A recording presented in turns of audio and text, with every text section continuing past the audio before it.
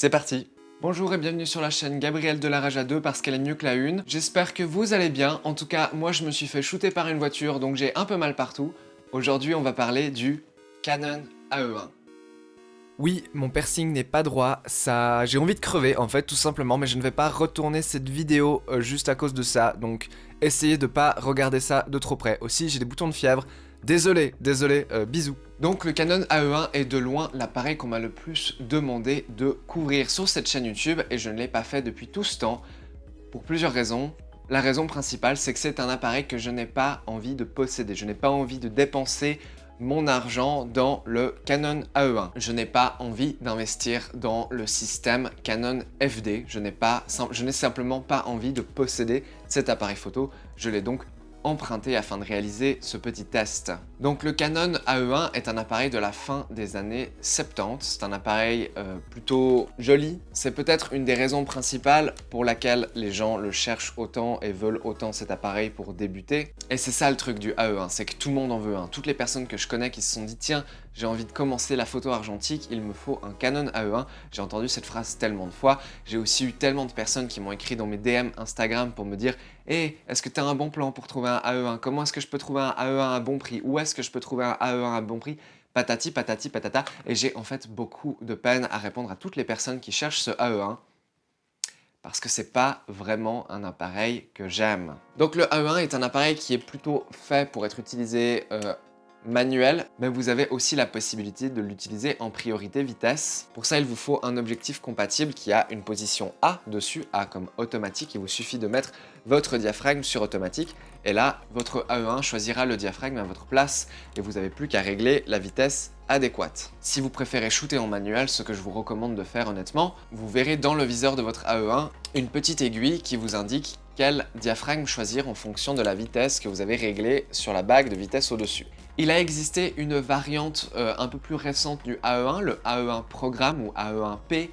C'est un appareil complètement évolué. Si vous lisez un peu les descriptions des personnes de cette époque qui vous parlent de ces appareils, certains vous diront que le AE1 Programme est juste une petite amélioration du AE1, mais certains iront très loin et vous diront que le AE1 Programme est un renouveau complet de l'appareil. C'est un appareil complètement différent, à part le look qui est assez similaire. Le AE1 Programme est meilleur. Il a un meilleur viseur, il a moins de chances d'avoir des défauts ou des problèmes techniques, et il a surtout le mode Programme, donc en gros un mode automatique. Il vous est possible de prendre des photos en tout automatique avec, alors pas la mise au point, mais automatique d'exposition. Et en plus de ce que disent les gens, le AE1 Programme est plutôt doué à exposer correctement. Je ne l'ai pas testé, donc je ne vais pas me prononcer là-dessus. Et je ne vais pas non plus le comparer à celui-ci, car je ne l'ai pas, tout simplement. J'ai déjà posé mes mains sur un AE1 Programme, mais je ne l'ai pas testé moi-même, je n'ai pas moi-même shooté le film à travers. C'est Gabriel au montage. Donc là, c'est le moment où je me rends compte que pendant plus de 7 minutes, je parle du Canon AE1 de manière très négative, et je trouve que c'est pas extrêmement constructif. Donc du coup, je vais déplacer cette section plus tard dans la vidéo. Là maintenant, je vais vous faire un petit tour de l'appareil et ensuite je vais vous montrer les exemples de photos. Et ensuite après ça, je réintroduirai moi qui me plains de cet appareil pendant super longtemps parce que peut-être que ça n'intéresse pas plusieurs d'entre vous. Comme je l'ai dit, si vous souhaitez vraiment vous acheter cet appareil, vous voulez être validé dans votre choix, ne regardez pas cette section. Mais peut-être aussi que si vous ne voulez pas commettre d'erreurs et que vous êtes ouvert aux alternatives, je vous conseille peut-être de regarder cette section. Je vais beaucoup parler du Nikon FE et du Minolta X700 qui sont deux appareils que je recommande plus que le Canon AE1. Voilà, après vous faites ce que vous voulez. Mais j'ai quand même 2-3 trucs et 2-3 anecdotes à vous donner sur le AE1 qui sont assez négatives, d'où le titre de cette vidéo au final, donc c'est peut-être quand même intéressant. Je vous laisse aller checker. Allez, je retourne au montage. Allez. Donc je vous propose qu'on fasse un petit tour de l'appareil. Le voici, il est beau, il est shiny, il est silver, il est incroyable, tout le monde le veut parce qu'il est joli, etc., etc. Donc on va commencer tout simplement avec le bouton pour prendre les photos. Il y a autour de ce bouton pour prendre les photos, bien sûr, un petit verrouillage à 3 crans. Donc en fait, en gros, quand vous êtes ici, ça pointe sur L, comme locked, pour verrouiller, tout simplement. Donc c'est comme ça que vous pouvez verrouiller l'appareil pour éviter que ce dernier prenne des photos à votre insu. Ici, tout simplement, l'appareil est actif et prend des images. Voilà, j'ai pas de film dedans, je vous rassure. Hop, c'est comme ça qu'on remonte le film après chaque exposition. Et vous avez aussi cette position-là, qui est en fait un petit retardateur de 10 secondes. Voilà, c'est assez cool honnêtement d'avoir ça parce que pas tous les appareils ont cette fonctionnalité et surtout les appareils plus anciens auront un retardateur mécanique et les retardateurs mécaniques de ma propre expérience, ça fonctionne plus aujourd'hui parce que c'était fait il y a tellement longtemps que le ressort etc. ne fonctionne simplement plus. Voilà. Vous avez ici la possibilité donc du coup de régler votre vitesse. 60, il y a un petit éclair à côté, c'est la vitesse pour la synchronisation avec votre flash. Voilà, la vitesse va de 2 secondes à 1 millième de seconde tout simplement. Et vous avez aussi un mode bulb pour faire des longues expos.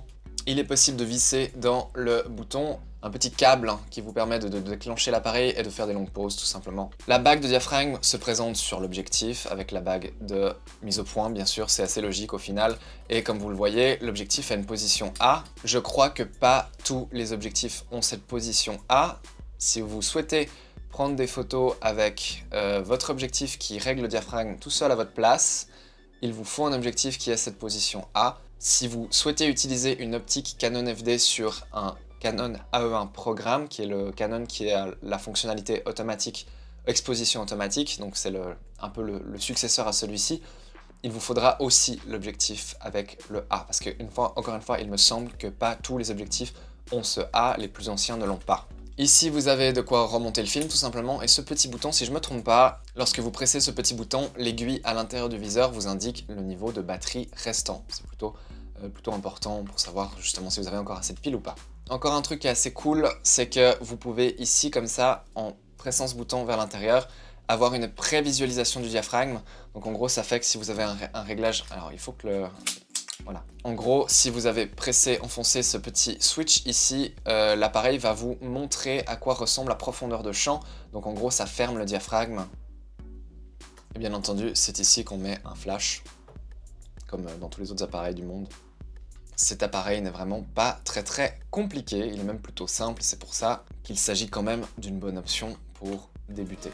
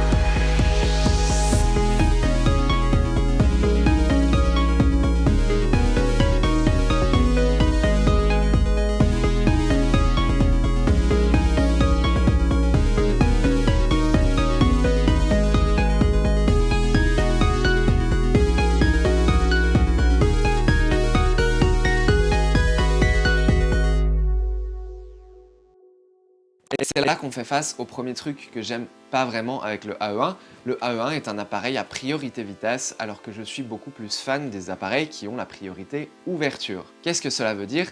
Tout simplement, le AE1, vous choisissez votre vitesse et en fonction de la vitesse choisie, le AE1 vous dira quel diaphragme utiliser. Alors que si on prend plutôt par exemple deux appareils que j'affectionne beaucoup plus, dont j'ai déjà parlé sur cette chaîne YouTube, le Nikon FE ou le Minolta X700, ces deux appareils, vous choisissez votre diaphragme, le diaphragme adéquat, et l'appareil vous indiquera quelle vitesse utiliser. Pourquoi est-ce que c'est selon moi mieux dans ce sens? Tout simplement parce que le diaphragme règle combien de luminosité entre dans votre appareil, mais a aussi un impact direct sur le look de votre image, à savoir sur la profondeur de champ. Plus vous ouvrez votre diaphragme, plus votre profondeur de champ sera réduite. Vous obtiendrez donc un sujet net et un arrière-plan très flou, comme ce que vous voyez maintenant. Si par contre votre diaphragme est fermé, votre sujet sera toujours autant net, voire même un peu plus net, mais l'arrière-plan, lui, sera net aussi. Il est donc important dans la création d'une image de qualité de savoir choisir un diaphragme adéquat, de flouter l'arrière-plan si besoin ou d'avoir justement l'arrière-plan net si besoin aussi. Il est important de pouvoir fermer le diaphragme de manière adéquate lorsque vous prenez en photo par exemple un paysage afin d'élargir au plus possible la profondeur de champ et de maximiser la netteté. Et lorsque vous prenez plutôt par exemple un portrait, il est important de pouvoir ouvrir ce diaphragme afin de flouter l'arrière-plan et d'obtenir cette séparation entre le sujet et son arrière-plan. Selon moi, le réglage du diaphragme est vraiment important pour la luminosité bien entendu, mais vraiment pour la création d'une image de qualité. Une image qui a une profondeur de champ maîtrisée sera tout de suite beaucoup plus belle. Et la profondeur de champ, c'est quelque chose, c'est un côté technique de l'image que les personnes qui ne s'y connaissent pas en photographie ne savent pas décrire, mais reconnaissent bien. Très souvent, on m'a dit: c'est trop joli tes photos, comment tu obtiens ce flou en arrière-plan? Comment tu fais ça? Patati patata. C'est une des premières questions que les gens se posent quand ils s'intéressent ne serait-ce qu'un tout petit peu à la photographie. Et en fait, ce flou s'obtient en utilisant un diaphragme grand et ouvert d'une optique qui est lumineuse, qui a donc un diaphragme grand. Vous pouvez bien ouvrir patati patata, etc., etc. Le réglage de la vitesse est tout à fait important pour obtenir une image nette. Si votre vitesse est trop faible, vous obtiendrez une image qui est pas nette à main levée. Et vous obtiendrez pas non plus une image nette si votre sujet bouge. À moins que ce soit un effet désiré. Par exemple, lorsque vous prenez en photo, vous savez des voitures qui passent et vous voulez qu'elles soient floues, il vous faut donc utiliser une vitesse plutôt faible, 1 seconde si possible. Et bien entendu, la vitesse a aussi un impact direct sur l'exposition de votre image, sur la quantité de lumière qui peut être absorbée par votre pellicule ou votre capteur si vous faites de la photo numérique. Mais selon moi, la vitesse, une fois qu'on est au-dessus de 1/60e de seconde, peu importe jusqu'à combien on monte, même jusqu'à 1/8 millième ou je ne sais quoi, cela dépend des performances de votre appareil photo, vous obtiendrez une image très très proche. À moins que ce que vous cherchiez à faire, c'est vraiment de figer quelque chose qui bouge très rapidement. C'est quelque chose que je fais jamais, je prends pas beaucoup en photo des sujets qui bougent rapidement, mais c'est vrai que si j'ai envie de prendre en photo, je sais pas, un animal, un oiseau, quelqu'un qui saute, quelqu'un qui fait du sport, c'est bien de pouvoir monter sa vitesse très élevée, bien sûr. Mais en temps normal, pour la plupart des photos que je fais, que ce soit pour des portraits, des photos de ville, des photos de rue, des bâtiments, de l'architecture, des paysages, la vitesse importe que très très peu, donc elle est juste suffisante afin d'obtenir une image nette. Et en général, pour être suffisante, il faut qu'elle soit au-dessus de 1/60e de seconde, c'est ce que je vous recommande en tout cas. Ça dépend aussi de votre objectif. Si vous utilisez un grand angle, vous pouvez facilement descendre à une vitesse de 1/30e de seconde. Et si vous utilisez un téléobjectif, je vous recommande de monter plutôt à 1/125e, 1/200e ou même plus, 1/500e. Mais bref, tout ça pour dire que la vitesse n'est pas autant importante sur le look final de l'image. Et c'est pour ça que selon moi, il est plus important de choisir un diaphragme adéquat et d'ensuite utiliser la vitesse adéquate afin d'obtenir une exposition correcte et non pas l'inverse. Et donc là, on est sur ce pourquoi je suis pas trop fan du AE1. Canon eux-mêmes ont fait 2 appareils qui contrent un peu ce problème, le AV1 et le AT1. Il y en a un des deux qui est fait pour être utilisé uniquement en automatique. Vous ne pouvez pas l'utiliser pour faire des photos en mode manuel, donc je ne vous le recommande pas pour débuter. Il faut que vous ayez cherché sur Wikipédia un petit coup AT1 et AV1 pour vous renseigner, pour savoir lequel vous correspond le mieux.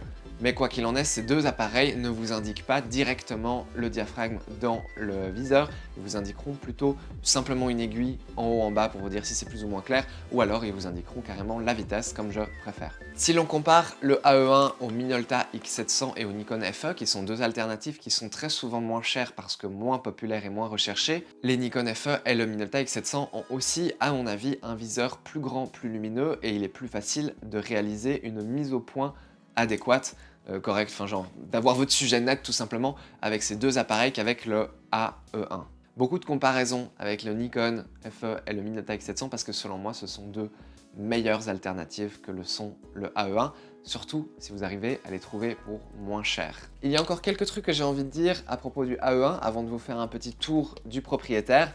C'est que le AE1 utilise donc la monture Canon FD et cette monture, je ne l'aime pas. Alors, il existe plusieurs générations d'objectifs en monture Canon FD, il y en a qui sont de meilleure qualité que d'autres, mais la plupart que vous allez retrouver sont comme celui-ci. Il y a une espèce de bague pour verrouiller l'objectif qui se trouve dessus. C'est de la merde, ça se casse super facilement. C'est pas facile d'aligner correctement l'objectif pour le brancher et pour le visser correctement. Très souvent, il y a des problèmes de communication avec le diaphragme, donc c'est important que le diaphragme puisse communiquer entre le boîtier et l'appareil pour que l'exposition se fasse correctement, et très souvent, ce genre d'objectifs ont des problèmes de communication, de mon expérience en tout cas. Je n'aime pas cette monture, je ne suis pas fan des objectifs FD de chez Canon.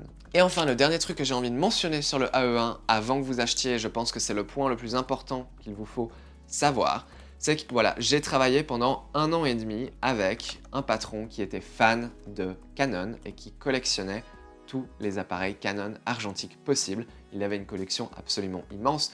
Je l'ai même vu échanger des appareils Hasselblad contre des lots de Canon AE1.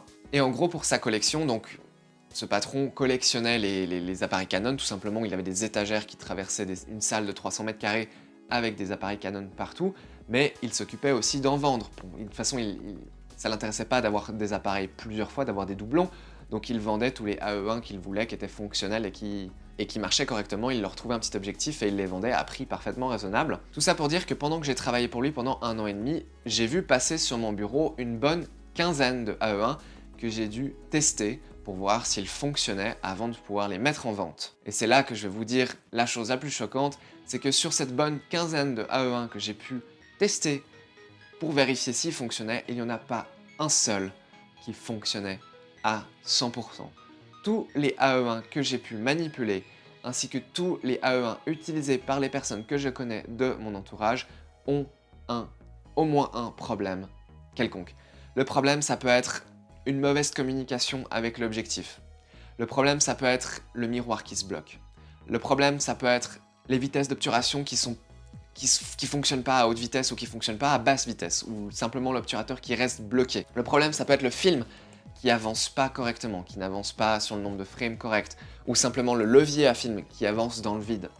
Le problème, ça peut être le compteur qui marche pas, ça peut être la cellule qui marche pas, ou ça peut être le problème principal que j'ai vu des entrées de lumière. C'est le cas de cet appareil ici. Les entrées de lumière, ça peut se réparer facilement, plusieurs de ces problèmes peuvent se réparer, mais il faut vraiment avoir envie d'investir dans un appareil cher qui risque de ne pas fonctionner. Donc ça, c'est quelque chose que j'avais envie de dire sur les AE1, c'est que de mon expérience, les AE1 sont pas des appareils très fiables. C'est des appareils de la fin des années 70, ils ont bientôt 50 ans, forcément qu'il y a des problèmes, forcément. Donc, si vous achetez un AE1, essayez de faire en sorte que la personne qui vous le vende est d'accord de vous le reprendre au cas de problème. Et ne dépensez pas trop d'argent là-dedans, je vous en supplie. Dernière petite recommandation que je peux vous faire si vous cherchez un objectif pour débuter avec votre AE1 ou avec n'importe quel appareil argentique, je vous recommande vivement de vous trouver un 50 mm avec une grande ouverture telle que f2, f1.8 voire même 1.4. C'est important parce que la pellicule est beaucoup moins sensible que vos capteurs digitaux actuels. Donc prendre des photos en lumière modérée, que ce soit simplement en intérieur ou bien pendant des soirées, c'est vraiment important d'avoir un objectif très lumineux qui ouvre grand. Très bien. Bon, j'espère que cette vidéo vous a plu. On s'arrête là, c'est fini. J'ai à peu près dit tout ce que j'avais à dire. Si vous avez des questions dans les commentaires, n'hésitez pas. Et venez aussi me parler sur Instagram, je réponds un peu plus rapidement que dans les commentaires. Dans tous les cas, il faut en tout cas attendre 1-2 semaines parce que je suis vraiment pas très connecté à ces réseaux et surtout pas à YouTube. Cette caméra est vraiment très lourde, je ne sais pas pourquoi je la porte à la main. Je suis faible. N'hésitez pas à vous abonner, n'hésitez pas à partager cette vidéo et à mettre un like. Et à commenter, et voilà, c'est tout. Enfin, ouais, comme d'hab quoi. Et je suis désolé d'avoir mis autant de temps à faire cette vidéo, je suis vraiment désolé. Mais là, en plus, je commence un peu à être à court d'idées. Je sais plus trop quoi faire sur cette chaîne YouTube. Donc ouais, on se retrouve probablement après les fêtes, peut-être avant si vous avez de la chance. Allez, bye.